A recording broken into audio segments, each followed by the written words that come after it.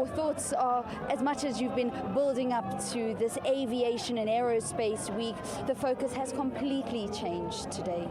It had to change. Even though we have worked so hard to prepare for this aviation expo for learners, the death of the great Nelson Mandela has obviously shifted our focus.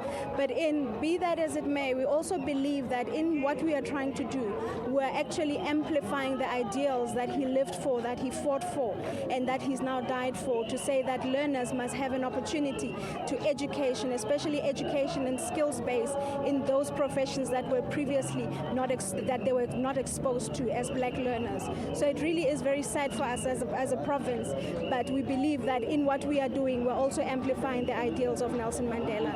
And I also believe that, having met him quite a few times personally, the first time I met him, the one thing that hit me was his height. He was such a tall man, and he had a towering presence.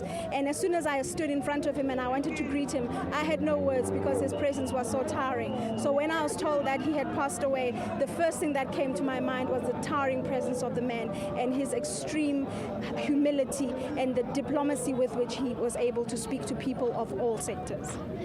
He's known as a man that could just come into a room, silence it, but he made everybody feel at home. What was it like to meet him? Could you just share one story with us?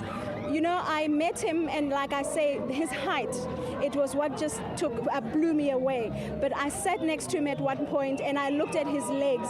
Everything about him was gigantic. He had huge everything, huge presence, huge charm. He had an enigma of note, and even his physique was so large. So everything about Nelson Mandela was large, and you could not just avoid the fact that when he walked into any place, he would make a statement. And I have a firm belief that even after his passing away, his legacy will continue to be the gigantic man that he was. He was a gigantic man, and I believe he's leaving a gigantic legacy.